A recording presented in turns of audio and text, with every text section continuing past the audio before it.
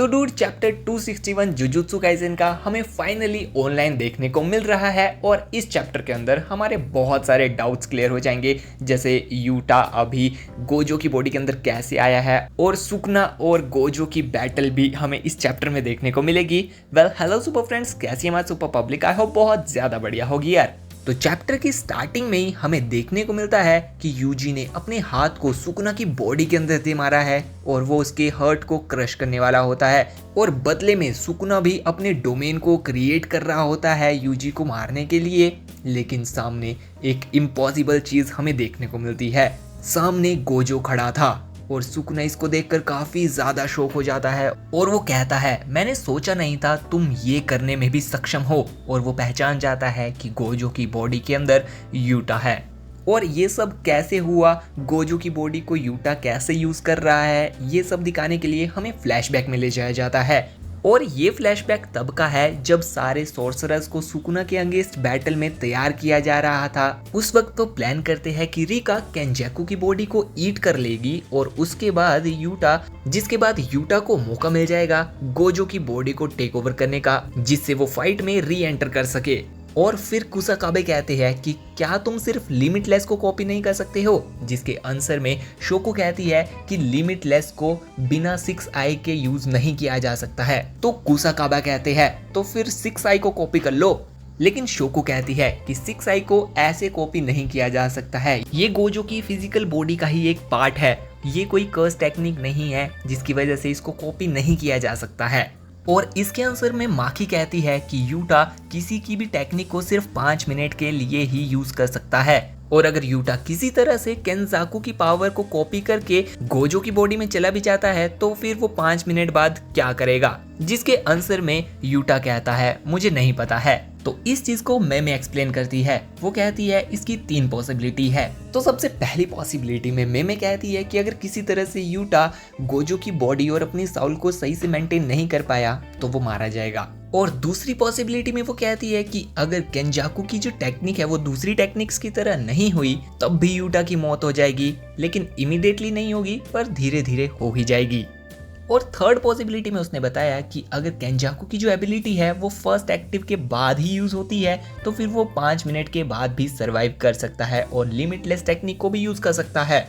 और उसने ये भी बोला कि उसको लगता है कि अगर यूटा अपनी बॉडी को शिफ्ट कर लेगा तो फिर वो अपनी कर्स टेक्निक को कभी यूज नहीं कर पाएगा और वो हमेशा के लिए ही गोजो की बॉडी के अंदर फंसा रह जाएगा।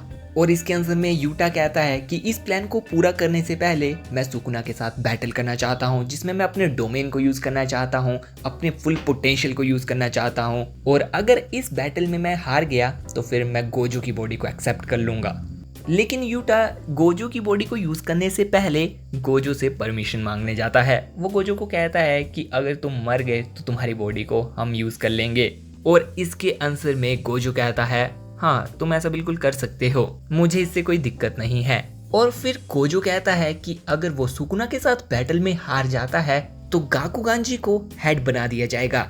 और फाइनली अब वो मोमेंट आता है जब यूटा पूरी तरह से एग्जॉस्ट हो चुका था। वो सुकुना के साथ बैटल में अपना पूरा एफर्ट लगा चुका था और काफी ज्यादा इंजर्ड हुआ हमें देखने को मिलता है। वैसे तो इस वीडियो को और ज़्यादा लंबी होनी चाहिए था, लेकिन क्योंकि मैंने इसको एकदम कंप्रेस किया है, जो इम्पोर्टेंट इवेंट हुए थे चैप्टर के अंदर मैंने उन्हीं को कवर किया है। बाकी तो कन्वर्सेशन एकदम फालतू लग रही थी मुझे, इसलिए मैंने उन चीज़ों को ऐड अप नहीं किया है। सिर्फ इम्पोर्टेंट इंसिडेंट जो हुए थे कि कैसे यूटा को गोजो की बॉडी मिली है, कब से ये सारी प्लानिंग चल रही थी और इन दोनों के बीच में बैटल होएगी, कैसा रहेगा, वो सब कुछ ही कवर करने की कोशिश करी है। बाकी मैंने चीज़ों को कवर नहीं किया है। अगर आपको बाकी चीज़ें भी चाहिए तो यार आप लोग मांगा भी पढ़ सकते हो। दूसरी कोई इंपॉर्टेंट चीज़ हुई ही नहीं है चैप्टर के अंदर जो मुझे लगा कि एडअप करने की ज़रूरत है, सो मैंने नहीं की।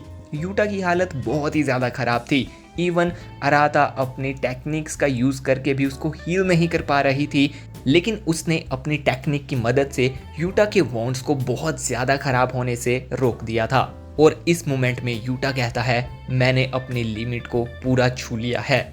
और इसी सीन के बाद यूटा की बॉडी को शिफ्ट कर दिया जाता है गोजो की बॉडी के साथ और फिर गोजो की बॉडी को यूटा यूज़ कर रहा होता है।